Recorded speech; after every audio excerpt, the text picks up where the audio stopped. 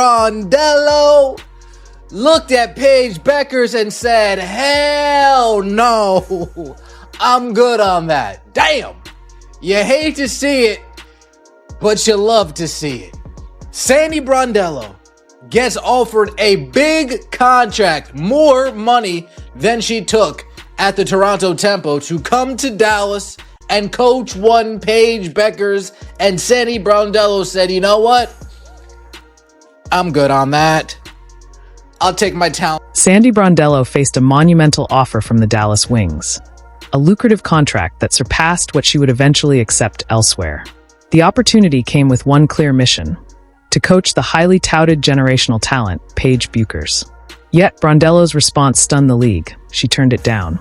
Her refusal sent shockwaves through the WNBA, where many assumed she would jump at such an offer. Instead, Brondello charted her own course, leaving Dallas, and their star player reeling.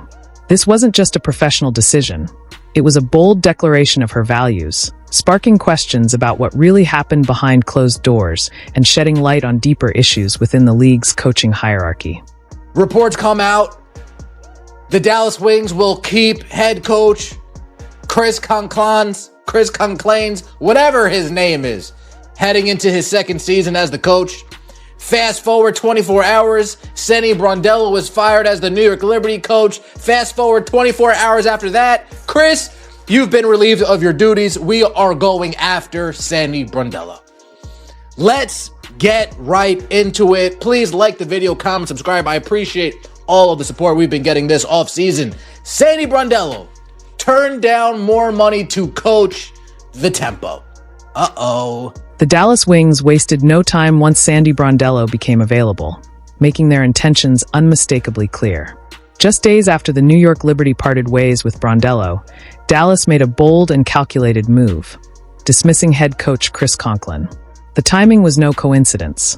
It was a deliberate signal that the Wings viewed Brondello as the missing link, the championship-caliber strategist capable of transforming their franchise around the prodigious talent of Paige Bueckers. Their pursuit was relentless, their offer both impressive and substantial.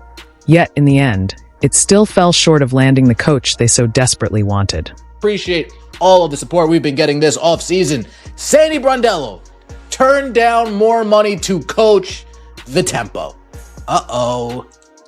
Two-time championship-winning coach Sandy Brondello had her own free agency experience this fall after the New York Liberty fired her in September, less than a year removed from leading the franchise to its first title.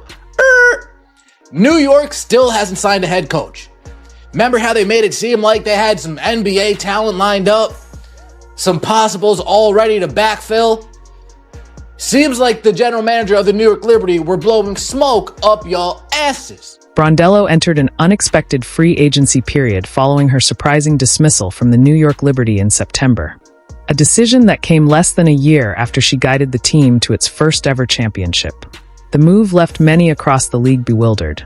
Suddenly, one of the WNBA's most respected and accomplished coaches was available, igniting a competitive scramble among franchises eager to secure her leadership. Teams with coaching vacancies wasted no time reaching out, fully aware that opportunities to hire a proven champion and tactical visionary don't come around often. And up, some possibles all ready to backfill. Seems like the general manager of the New York Liberty were blowing smoke up y'all asses. We're what, a month removed from that now? 3 weeks removed from that now? And we still haven't figured out who the head coach of the New York Liberty is going to be? Did the person who they had pegged say, I'm good, the NBA season's about to start, I'll just stay here? What's going on there in New York? And is the GM going to be on the hot seat? I'm seeing things about Breanna Stewart and Jonquil Jones. I'll dive into that maybe later, maybe tomorrow, maybe never. Meanwhile, the situation in New York grew increasingly perplexing. After parting ways with Brondello, the Liberty's front office projected confidence, as if a lineup of NBA-caliber coaching talent was waiting in the wings, ready to step in. But as weeks turned into a month, the head coaching seat remained conspicuously empty. The prolonged vacancy cast doubt on those earlier assurances, suggesting that the general manager's confidence might have been little more than bravado. The delay not only fueled skepticism about the organization's ability to attract elite coaching talent, but also placed the GM squarely under pressure. The swift resolution everyone expected never came. Franchises Brondello received offers from, according to multiple sources, the Wings, the Storm, and the Toronto Tempo. Indeed. Just like any other top free agent, Brondello had to outline her priorities. For some, the top priority is location. For others, it's money. And then there are those who only care about fit and winning. In the end, Brondello fell into the latter category. Despite receiving a more lucrative offer from another WNBA suitor, according to multiple sources, Brondello accepted the Tempo job because of the collaboration she felt with the team's front office. As Brondello's coaching free agency intensified, 3 WNBA franchises emerged as frontrunners in the race for her signature: the Dallas Wings, the Seattle Storm, and the Toronto Tempo. Each organization presented a compelling vision and, perhaps more importantly, a lucrative financial package, all eager to infuse their programs with her championship pedigree. The competition was fierce, with front offices crafting persuasive pitches and enhancing their offers in a bid to win over the coveted coach. For once, the power dynamic had shifted. The decision rested entirely in Brondello's hands, making her one of the most influential figures of the offseason. Multiple sources told Front Office Sports she signed a multi-year contract that pays her 7 figures. This will make her one of the highest paid coaches in the WNBA, joining Nate Tibbetts and Las Vegas Aces coach Becky Hammon as the 3 known coaches in the league earning at least $1 million salary.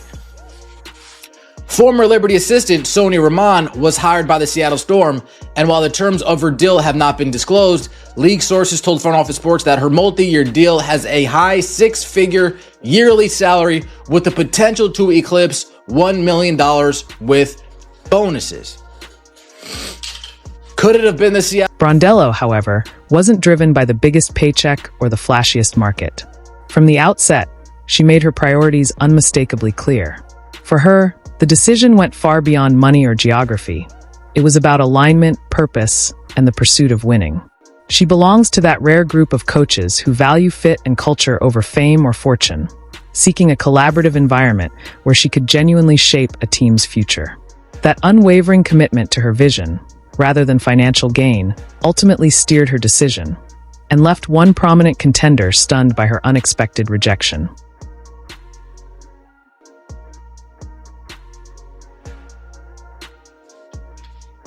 Let me show you. This is the place I wanted to be, Brondello said Tuesday. To build a team from the ground up, that really excited me. She could have built the team from the ground up with Dallas, with Paige and Quinterly, and gutted the whole roster. But she chose to do it in Toronto. Again, could that logic apply to Seattle? It could, but based on Nneka Ogwumike's... Despite receiving a far more lucrative offer from another WNBA franchise, widely believed to be the Dallas Wings, Brondello ultimately chose to accept the head coaching position with the Toronto Tempo. Her decision, though surprising to many, was rooted in something deeper than financial gain. She felt an immediate sense of collaboration and mutual respect with Toronto's front office, an intangible yet powerful connection that outweighed any salary differential. The shared vision and genuine partnership made the choice clear. For Brondello, alignment and the opportunity to build something meaningful were non-negotiable. Who are worse than the veterans that I was just coaching. Why would I go to Ogwumike, who's worse than Stewart? Why would I go to Skylar, who's worse than Sabrina? Why would I go to Ezzy, who's worse than Jonquil Jones? Why would I do that? Yes, Andy, why would you do that? Why would you do that? I would trade my whole team for her, but here we have no thanks. I'll take less money. I thought Paige had motion. Yep, everybody knows that it's Paige. Everybody knows that it was the Dallas Wings. I mean, we can try to make it seem like the Seattle Storm.